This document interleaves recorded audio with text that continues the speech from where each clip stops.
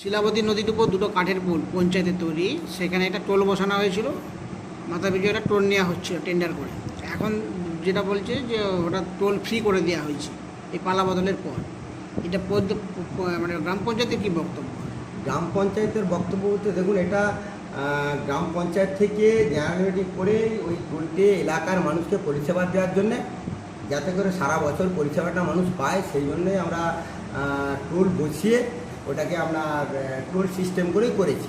চলছিল, পরবর্তীকালে সরকারের পরিবর্তন এসেছে এবং সরকার থেকে কিছু মানুষ ওনাদের যে বলেছে যে আমরা টোল ফিয়ে ফেরাবো, এই বক্তব্য আমার কাছে এসেছে। আমি ওনাদের বলেছি যে দেখুন, টোল যেহেতু সরকারি নিয়মভাবে টেন্ডার প্রসেসিং করে হয়েছে, তাহলে আপনাকে জেনারেল মিটিংয়ে পাস করে জেনারেল মিটিংয়ে ঠিক সিদ্ধান্ত নিতে হবে। যে সিদ্ধান্ত নেওয়া হলো যে আজ থেকে পোলটা ফি হবে, তারপরে পোলটার ওনাকে ফিয়ের কথা বলা হবে, কিন্তু এখন পর্যন্ত সেরকম কোনো সিদ্ধান্ত বা নেওয়া হয়নি।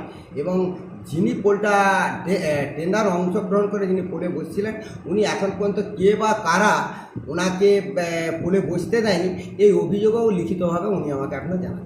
এই পর্যন্ত আমার জানা আছে এবং আমিও অফিস এখন যাইনি, ওনাদের কাছ থেকে এইটুকু শুনেছি। মানে এখন কি তাহলে কেউ বসেনি টোল দেওয়ার জন্য?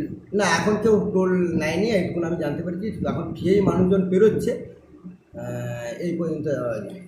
বিজেপির তরফ থেকে বলা হচ্ছে যে আপনাকে ডাকা হয়েছিল, আপনি পঞ্চায়েত অফিসে গিয়েছিলেন, এবার আপনাকে জানানো হয়েছে যে এটা টোল ফ্রি করতে হবে।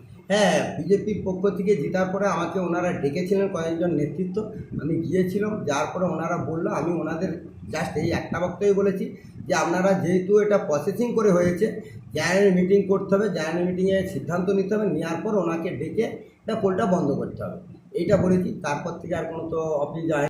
তারা যে টাকাটা জমা দিয়েছিল, তারা বলছে সেই টাকাটা যেন আমরা ফেরত পাই।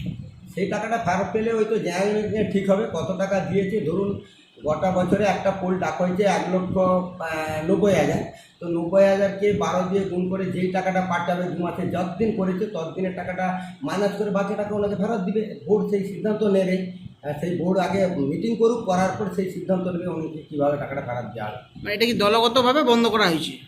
হ্যাঁ, দলগত আমি বলবো না, সরকার পরিবর্তন হওয়ার পরে যেনারা সরকার পক্ষে এসেছেন ওনাদের তরফ থেকে ওনাকে বন্ধ করা হয়।